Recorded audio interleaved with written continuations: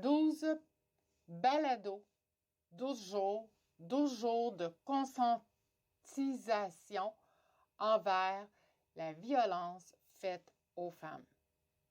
Rejoignez-moi, Mylène Sauvé, dans ces podcasts spéciaux pour venir dénoncer une fois pour toutes la violence faite aux femmes. Je vous souhaite officiellement la bienvenue dans cette série très spéciale de mes podcasts de Tout peut changer. À partir d'aujourd'hui, on part dans une aventure où on va venir raconter, où on va venir parler, où on va venir discuter de la violence faite contre les femmes. Aujourd'hui, on va faire une petite introduction en la matière et vous allez voir au fil des journées, au fil du temps, on va aller un petit peu plus en détail sur la conscientisation. Qu'est-ce qu'on peut faire pour aider à contrer la violence faite aux femmes? Qu'est-ce qu'on peut faire, nous aussi, comme société? Comment on peut venir aider à une victime de violence conjugale? Parce que ça peut être pas très aussi simple et évident que ça de venir aider. Des fois, on ne sait pas trop même comment faire pour venir aider une victime de la violence conjugale. Je vous souhaite officiellement la bienvenue dans ma série spéciale qui va être dédiée à la commémoration et à l'action contre la violence faite aux femmes. J'ai pensé à faire ces podcasts-là pour la journée du 6 décembre, dans le fond, où on se souvient que il y a eu la pire des tueries au Québec il y a 34 ans, où un jeune homme, Marc Lépine, est rentré à la Polytechnique pour aller simplement rentrer dans l'école et armé de son fusil, il est rentré là tout simplement pour aller se venger, pour aller tuer des femmes. Et c'était ça son but. C'était de tuer des femmes parce qu'elles étaient des femmes. On va venir rentrer plus en détail dans un autre épisode sur cet événement-là, mais c'est le déclencheur. Et comme que je suis... Tu sais, le déclencheur, en fait, qu'est-ce que je voulais dire, j'ai fini mon idée là-dessus, c'est que dans le fond, c'est le déclencheur qui a fait que j'ai décidé de faire d'autres podcasts sur ça. Donc, un petit blitz de 12 jours, donc un podcast par jour pour les 12 prochains jours, pour venir parler un peu plus loin des victimes de violences conjugales, mais aussi de sensibiliser, de venir éduquer aussi les gens face à ça, parce que j'ai réalisé que avec le temps, que les gens sont pas très sensibilisés à la cause, ou ils savent pas trop comment faire pour aider les victimes, comme que je disais plus tôt. Alors, c'est de tout ça qu'on va discuter le long des différents épisodes de podcast durant les 12 prochains jours. Dans le fond, pour un peu introduire l'épisode aujourd'hui plus spécifiquement, on va venir plus contextualiser les 12 jours d'action de commémoration de la Journée nationale contre la violence faite aux femmes. Et puis ça, c'est en mémoire, comme je disais un peu plus tôt, de la tragédie, oui, de l'École polytechnique de Montréal. Donc, mon but aujourd'hui, c'est de sensibiliser sur l'importance capitale de la commémoration et de l'action continue. Il ne faut pas que ça soit juste pendant ces 12 jours-là qu'on parle de violence conjugale faite aux femmes. Il faut que ça soit fait, cette conscientisation-là doit être faite durant toute l'année. Pas juste pendant une certaine courte période, non, pendant toute l'année. En fait, j'ai le goût de vous raconter une histoire. Une histoire qui m'est arrivée et quelque chose que je trouvais inspirant par rapport à la tuerie de Polytechnique, justement. On va en parler un peu plus en détail, comme je disais dans un autre épisode. Mais aujourd'hui, je vais vous parler un peu plus sur ma rencontre que j'ai eue un jour, le privilège, et je le répète, c'est tout simplement un privilège pour moi d'avoir rencontré Madame Monique Lépine. À un moment donné, je l'avais vue, cette dame-là, je l'avais vue à Tout le monde en parle. Ça fait des années de ça, j'étais pas très vieille. J'étais dans début vingtaine, là, vingtaine, j'étais pas vieille, j'étais dans la vingtaine, en tout cas, ça, c'est certain. Je la vois là, à Tout le monde en parle. Et je me dis, moi, dans ma tête, comme ça, je l'ai peut-être même mentionné à haute voix, là, mais je suis arrivée et j'ai dit, moi, un jour, j'aimerais ça la rencontrer, cette personne-là. Pourquoi que j'ai dit que je voulais la rencontrer? Je trouvais qu'elle avait l'air tellement sincère dans ce qu'elle disait. Je trouvais qu'elle avait l'air, c'est tellement honnête tout ce qu'elle venait nous raconter. Puis la façon qu'elle avait de parler de son fils qui avait commis l'inéparable. Pour moi, à ce moment-là, c'était un exemple de résilience. Un exemple parmi d'autres qui font qu'elle est devenue la femme qu'elle est maintenant aujourd'hui. Au début, c'était une femme meurtrie. Au début, c'était une femme qui était désemparée. Puis comment est arrivé le jour où que finalement, j'ai fini par la rencontrer, cette dame-là? C'est ça que je veux vous raconter. À un moment donné, moi, en 2014, j'ai écrit un livre, Tout peut changer. Excusez, pas Tout peut changer, c'est pas vrai. Pas tout, ça, c'est le nom de ma chanson. Et le nom de l'autre podcast que j'ai fait. J'ai écrit un livre, La guerrière, le combat d'une femme pour sa liberté. Suite à l'écriture de ce livre-là, j'ai été faire des conférences et j'ai aussi été invitée à aller parler devant un micro, on va dire ça comme ça, pour parler de mon livre et de qu'est-ce que je faisais en ce moment pour avec ce livre-là comme conférence, tout ça. Et lors d'une de mes entrevues à la radio, l'animatrice, après notre entrevue, elle me communique via Facebook et me dit, la dame, une dame qui travaille au centre de femmes à la chute, elle t'a entendu. Et elle aimerait ça beaucoup t'avoir comme deuxième conférencière. J'étais dans les nuages. Je peux-tu vous dire que j'étais contente? Et là, de savoir par la suite que c'est Monique Lépine, la première conférencière, et que c'est moi qui veux la voir pour la deuxième conférencière, je ne tenais plus debout. Arrive le jour que je fais la conférence avec Monique Lépine au centre de femmes à la chute. C'était une journée mémorable, remplie d'amour, remplie d'émotions. Juste avant qu'on commence à faire notre conférence, dans le fond, j'étais en train de me préparer, placer mes choses. J'avais une petite table que les gens pouvaient venir me voir, pouvoir venir discuter avec moi de mon livre, de mon expérience vécue. C'était quoi, moi, mon histoire, un peu avant ou après la conférence, dépendamment comment que les gens ressentaient ça.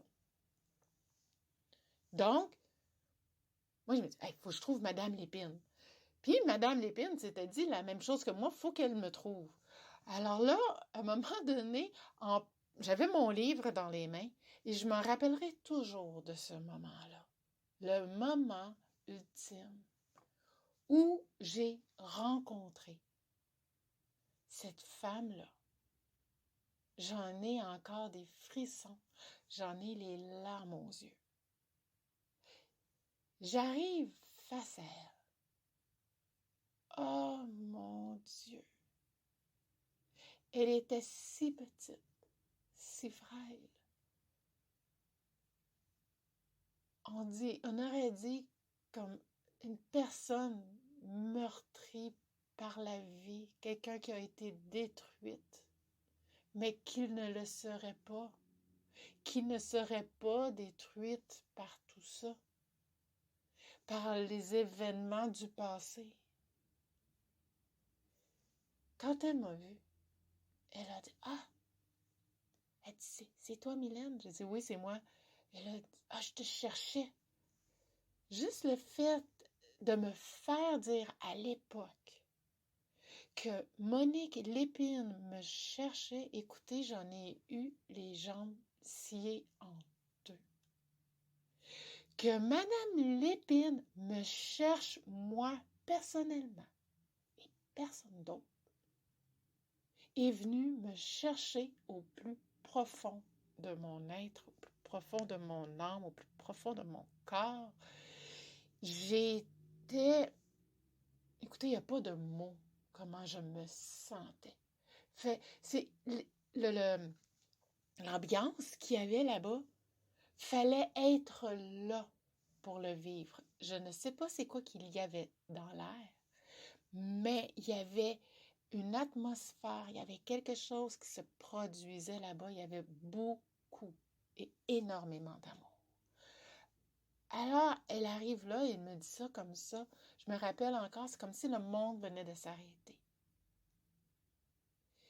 Le temps venait d'arrêter et de tout mettre sur pause. Il y a un chemin dans la foule de personnes qu'il y avait là, pas loin de 80. On aurait dit qu'un chemin s'était créé vers elle. Les obstacles qu'il y avait dans l'endroit où est-ce qu'on était, il n'y en avait plus. Les chaises n'existaient plus. Les gens n'existaient plus. Je la voyais, elle, s'en venir à moi, et moi, m'en aller vers elle. Et puis, quand on s'y veut, et quand elle m'a dit « Je te cherchais », elle dit « J'aimerais ça, avoir ton livre. » C'est bien certain que je lui ai donné. Je l'avais dans mes mains, c'était ça que je voulais faire. Je lui ai donné mon livre, bien évidemment. Puis, elle tenait son livre là, comme contient un bébé, comme contient quelque chose de précieux dans nos bras. Elle tenait son livre très serré. Puis là, elle me dit, elle prend son livre, elle me le tend vers moi, excusez. Elle tend son livre vers moi et elle me dit, voici mon livre, j'aimerais ça te le donner. Elle dit, est-ce que tu acceptes qu'on fasse un échange de nos livres? C'est bien sûr que j'ai dit oui. C'est bien certain que j'ai dit oui à ce moment-là. Comme je disais, j'en avais les jambes sciées en deux, j'en revenais juste pas. Je venais de rencontrer une personne que pour moi, je la trouvais tellement formidable. C'en était, pour moi, je venais de rencontrer le summum des personnes que je pouvais rencontrer. Et puis, c'était magique. J'ai pas d'autre mot. C'était magique. Là, c'est elle qui avait commencé à faire la première conférence. Et puis, elle fait sa conférence et pendant qu'elle fait sa conférence, c'est là qu'elle nous explique comment que ça a été difficile pour elle, cette journée-là. Elle a dit que c'était tellement, là, mais tellement dévastateur pour elle. Puis, je peux voir l'impact que ça a causé sur cette personne-là. Elle était tellement maigre, amincie, elle avait l'air fatiguée de tout ça. Elle avait l'air fatiguée de cette histoire-là qu'elle avait vécue auparavant. Ça devait faire pas loin de 25 ans que la tragédie de Polytechnique était arrivée quand que j'ai été faire cette conférence-là avec elle. Elle disait qu'à à ce moment-là, au moment de nos conférences respectives, pendant qu'elle faisait la sienne, elle a dit c'est la dernière fois que je parle en public. J'étais à Paul Arcand hier, c'est ma dernière entrevue à la radio. Aujourd'hui, c'est ma dernière conférence. Elle dit là, c'est le temps pour moi de passer à autre chose. Elle dit j'ai voulu faire ces conférences-là pendant X nombre d'années. Maintenant, c'est le temps que je passe à autre chose. Parce qu'elle voulait vraiment, vraiment passer à autre chose. Pour elle, tout ça, qu'est-ce qui venait de se passer, la tragédie avec son fils qui commet l'irréparable, pour elle, ça a été tragique. Elle nous racontait pendant sa conférence que son fils, à un moment donné, Marc Lépine, est allé vers elle, puis il lui a demandé « Est-ce que c'est possible, maman, de changer de nom? » Elle a dit oui, mais elle ne pensait pas, elle, qu'est-ce qui était pour arriver. Elle ne savait pas que son fils allait pour commettre l'irréparable quelques années plus tard. Monique Lépine, elle n'était plus avec le père de Marc depuis plusieurs années. Elle l'avait laissé, ça faisait très, très, très longtemps qu'elle n'était plus avec. Et cette personne-là avait un nom qu'on retrouve surtout dans la communauté arabe. Et son fils avait peur du jugement. Alors, il demande à sa mère, « Maman, est-ce que je peux changer de nom? Est-ce que je peux utiliser ton nom de famille au lieu d'utiliser le nom de papa? » Il dit, de toute façon, il voyait, d'un, il ne voyait plus. Puis de deux, il dit, quand que je vais vieillir, il n'était pas vieux quand il a demandé, là, il va avoir 12, 13, 14 ans maximum quand il lui a demandé. Fait que elle, Monique Lépine, elle ne pouvait pas se douter que des années plus tard, son fils était pour commettre l'irréparable. Quel parent pourrait penser ça? Voyons, il n'y a personne qui peut penser ça. Donc, elle dit, ben oui, tu peux prendre mon nom de famille. Elle disait qu'à ce jour, c'est la décision qu'elle a le plus regrettée de sa vie. Son fils, au-delà d'avoir juste le nom de sa mère, il avait peur comme s'il pouvait avoir du taxage pour plus tard dans la vie à cause que son nom, il venait pas d'ici. C'était pas un nom québécois, dans le fond.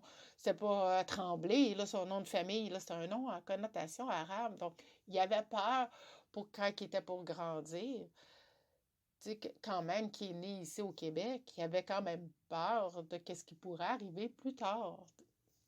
Fait que pour lui, c'était pour ça aussi qu'il voulait changer de nom. Fait que, comme je disais, sa mère, elle a accepté.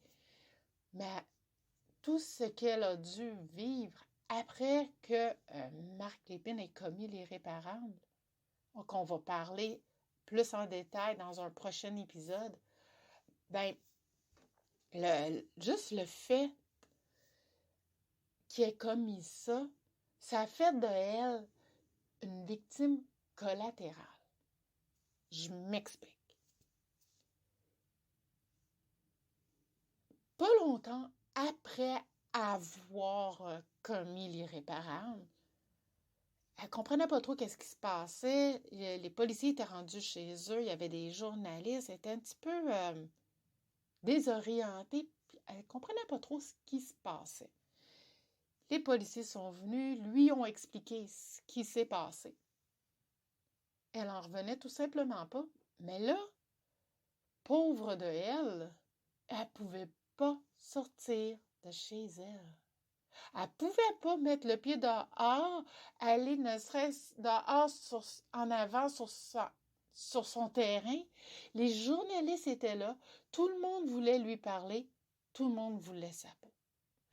Parce qu'il la mettait coupable de quelque chose qu'elle n'avait pas fait, mais que son fils avait fait.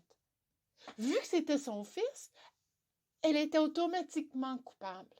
Et ça, elle a eu de la misère avec ça. Ça, elle a vécu avec ça pendant des années, des mois, des années. Elle disait que quand elle sortait, même à son travail, une place où elle était infirmière à l'hôpital pendant des années, même là, on avait fait le lien que Marc Lépine, c'était son fils, on la regardait autrement. Et elle avait complètement changé. Pourtant, elle n'avait pas changé du tout, mais selon les yeux, selon le regard des autres sur elle, tout ça, cette perception-là, elle avait changé. Pourtant, c'était encore la même personne. Elle ne pouvait pas sortir dehors, aller à l'épicerie ou aller n'importe où ailleurs sans être aux prises des journalistes qui voulaient l'interviewer ou d'autres personnes qui voulaient son mal. Elle ne pouvait jamais sortir de chez elle pendant les premières semaines, les premiers mois. Elle ne pouvait pas sortir de chez elle sans sortir par la porte de derrière et escortée de la police. Elle ne pouvait pas faire ça. Non, mais c'est pas une vie, ça. Pauvre elle. Juste à penser à ça, mon Dieu, on en avait des frissons quand elle nous a raconté ça. C'est fou, hein? On pense pas à ça. Ça, je vous dirais, c'est une belle leçon que j'ai apprise à ce moment-là. On pense pas aux dommages collatéraux que certaines actions peuvent avoir sur nous. Hein? Qu'est-ce que vous en pensez, vous, de ça? On ne pense pas que certaines choses que l'on fait, comme lui, par exemple, qui commet l'irréparable, ben on pense pas. On va parler beaucoup des victimes. C'est correct. On va prendre un épisode complet pour les victimes. Je vous dis, un des prochains épisodes, on va prendre un moment pour se rappeler de chacune des victimes. Parce que ça aussi, c'est important. Mais je trouvais important de mettre la table avec la mère de lui, de Marc Lépine, parce que ces personnes-là sont aussi des victimes de lui. C'est aussi une victime. Les parents sont aussi une victime par défaut de cet être malsain-là. Puis c'est ça la leçon que j'ai appris. Qu'on pouvait être une victime collatérale de quelqu'un d'autre. En l'occurrence ici, Monique Lépine est une victime collatérale de son fils. Elle a dit que ça a été très difficile pour elle de se remettre de tout ça. Ça a pris des années. Là. Elle a été en dépression majeure pendant longtemps. Ça a pris des années à se remettre de cette dépression-là. C'est comprenable. On le ferait à moins. Puis là, aujourd'hui, à l'époque, ben là, c'est ça, elle faisait des conférences pour pouvoir venir parler de tout ça, de pouvoir venir échanger par rapport à cette expérience-là qu'elle a eue. Et puis, c'est ça, dernière chose que je voulais vous dire par rapport à ça, par rapport au témoignage qu'elle nous partageait à l'époque, elle dit qu'elle a trouvé dans la chambre de son fils la fameuse lettre. Vous savez, la lettre que les gens vont écrire avant de eux-mêmes commettre l'irréparable sur eux? Cette fameuse lettre d'adieu qu'on parle. Mais cette lettre d'adieu-là, elle l'a trouvée dans la chambre de Monique Lépine, l'a trouvée dans la chambre de Marc Lépine.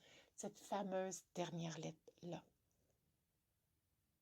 Son fils écrivait à sa mère, « Maman, je m'excuse pour tout le mal que je t'ai causé. » Et il lui a avoué qu'il était pour aller commettre l'irréparable.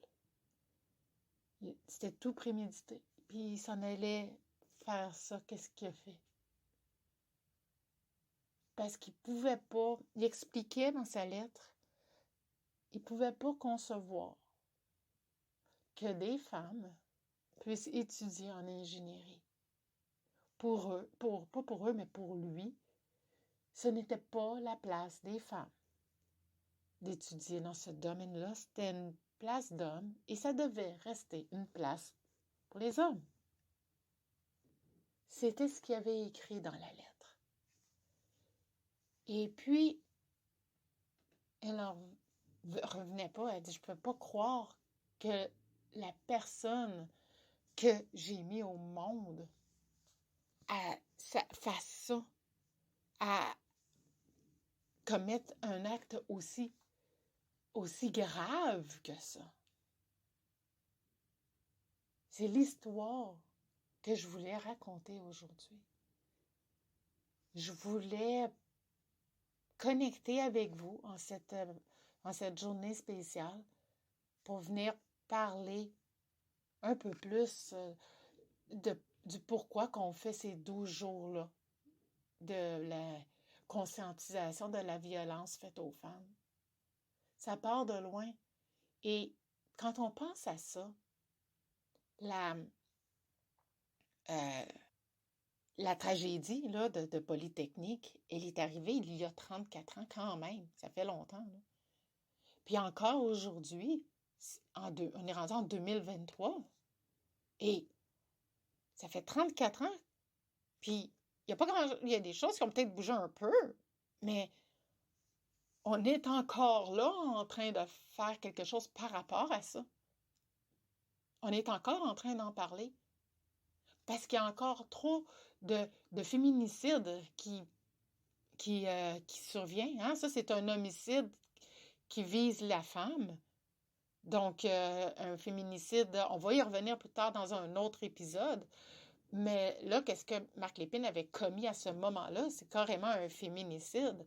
C'est donc de tuer délibérément une personne de sexe féminin, tout simplement parce qu'elles sont une femme. Puis que pour eux autres, il faut que ces femmes-là soient éliminées. Parce que pour eux autres, ces femmes-là sont comme de trop dans la société pour eux. C'est tout ça que je veux venir parler. On va parler pendant les 12 jours de conscientisation, de comment qu'on peut faire pour être une société plus accueillante envers les victimes. Hein? Fait qu'on va parler de ça aussi durant les prochaines journées. En fait, j'ai trouvé quelques petites statistiques qui viennent faire part un peu de ça, de la dure réalité, qu'il y en a encore des féminicides à ce jour. Fait que d'après l'Observatoire canadien du féminicide, il y a un observatoire canadien qui a rapport à ça, il s'appelle l'Observatoire canadien du féminicide pour la justice et la responsabilité. On dit qu'il y a une forte hausse du nombre de féminicides au Canada. En 2022 seulement, donc ça fait pas très longtemps, j'ai les chiffres à jour. Pour 2022 seulement, il y a 184 femmes qui ont été tuées. Près de 60% de ces victimes-là ont été assassinées par leur compagnon ou par un ex. Donc, le compagnon actuel ou un ex qui refait surface et revient. C'est des données qui datent du 4 avril 2023. Je regardais ma date aujourd'hui, on est au mois de novembre, mais c'est ça, ouais. C'est ça, fait que c'est cette année, c'est vraiment récent là, comme données. Puis là, si on regarde plus ici au niveau du Québec, en 2021, les hommes, ils représentaient les 3/4 des auteurs présumés d'infractions commises envers une ou un partenaire intime ou ex-partenaire intime. Donc, c'est beaucoup. Il y a 76,8% qui ont été déclarés par la police. C'est déjà un bon départ. Puis si on regarde plus globalement au niveau mondial, si on regarde du côté de l'Organisation mondiale de la santé, l'OMS, bien, l'OMS a estimé que globalement, une femme sur 10 de 15 ans et plus qui a été mariée ou qui a déjà eu un partenaire, elle aurait été victime de violences physiques ou sexuelles par son partenaire ou un ex-partenaire intime au cours des 12 derniers mois.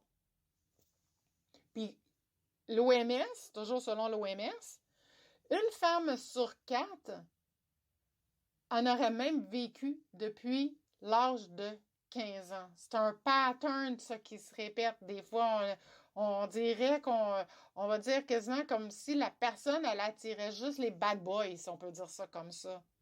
Hein, c'est un cycle qui se répète. Mais tant qu'on ne l'a pas brisé, ce cycle-là, le cycle va se répéter.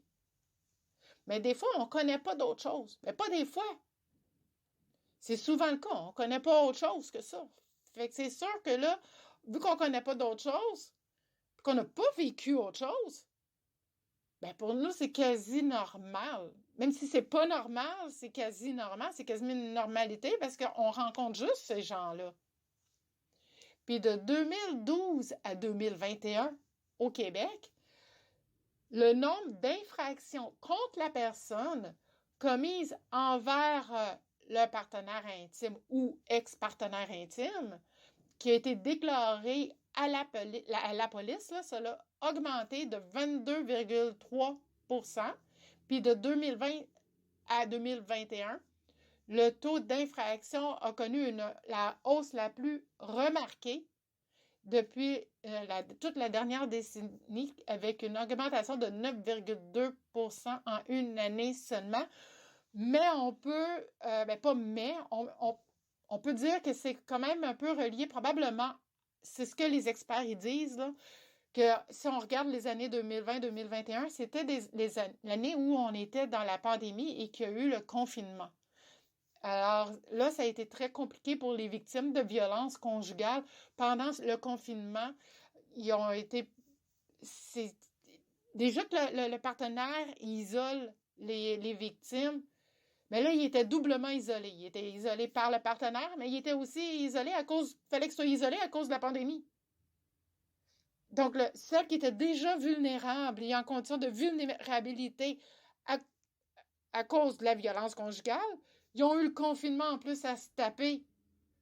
Donc, c'est ça, c'est de là qu'ils ont remarqué cette hausse-là. C'est pour ça qu'ils disent depuis une décennie, parce que, c'est ça, on était en mode confinement.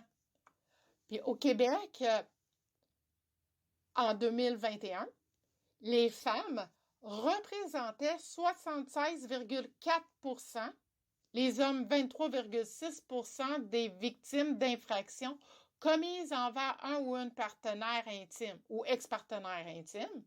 Ça a été déclaré par la police. Puis, vous voyez que quelle est la proportion ici, que c'est 76 % des femmes qui sont victimes de violences conjugales, contrairement aux hommes à 23,6 %. C'est sûr que le chiffre et le fait est là et ce n'est pas quelque chose qu'il faut oublier, banaliser, bien au contraire. Par contre, moi, mes podcasts et tout ça, je les fais tout en lien avec la violence faite aux femmes, parce que c'est mon expertise. Et c'est quelque chose sur quoi que je peux parler facilement. C'est pour ça que je me concentre sur la violence faite aux femmes. Parce qu'il y a 76,4 % au Québec seulement en 2021 qui représentent les femmes qui ont été victimes de violences conjugales, contrairement à 23,6 % des victimes qui ont été des hommes. C'est pour ça, les chiffres parlent, comme on dit. Hein? Pour ceux qui sont vraiment dans les chiffres, là, les chiffres parlent. Donc, c'est aussi pour ça que j'ai décidé, comme je disais, étant donné aussi que c'est mon expertise. Donc, c'est pour ça, je vais juste faire une petite parenthèse par rapport à ça. C'est que c'est pour ça, comme je dis, que je viens de dire, que je parle plus de femmes victimes de violence que les hommes victimes de la violence. Puis deuxièmement, c'est aussi, comme je disais, mon expertise, mais c'est aussi, pourquoi ça en est mon expertise? C'est parce que je l'ai vécu. face aux chiffres sur la violence faite aux femmes, est-ce qu'on peut prendre un engagement d'être j'appellerais ça des agents de changement, hein? On va se mettre un petit titre, là, un agent de changement, on va se mettre en charge d'être là pour le changement parce que, comme je disais dans mes podcasts, tout peut changer. Comment qu'on peut faire ça? On peut s'informer sur les ressources qui sont disponibles. On peut soutenir les initiatives de prévention et participer activement à des campagnes de sensibilisation. S'informer sur la violence.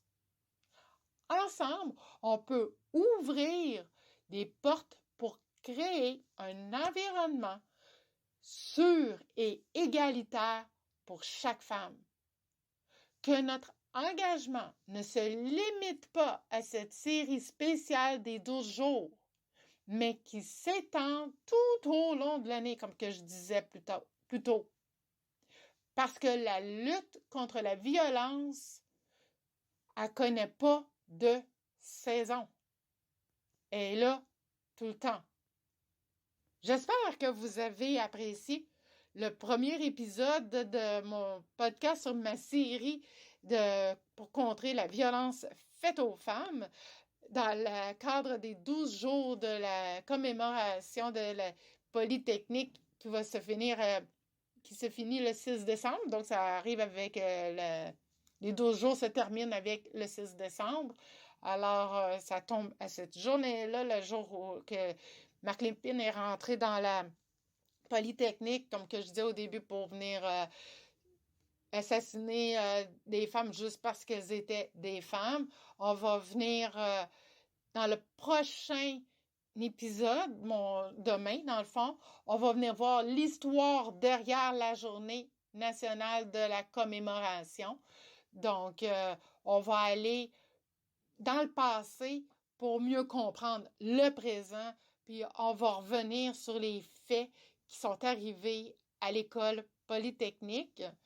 Je suis consciente que c'est des sujets pas faciles à entendre, que c'est des sujets pas faciles à discuter, mais je crois qu'ensemble, on peut y arriver.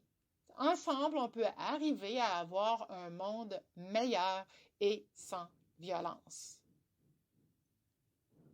Si jamais vous avez le goût de m'engager, de m'engager, oui.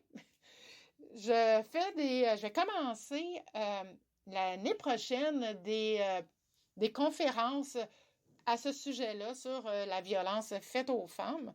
Donc, si jamais vous voulez me recevoir pour faire ces conférences-là, ça va me faire plaisir de venir vous partager ça avec vous.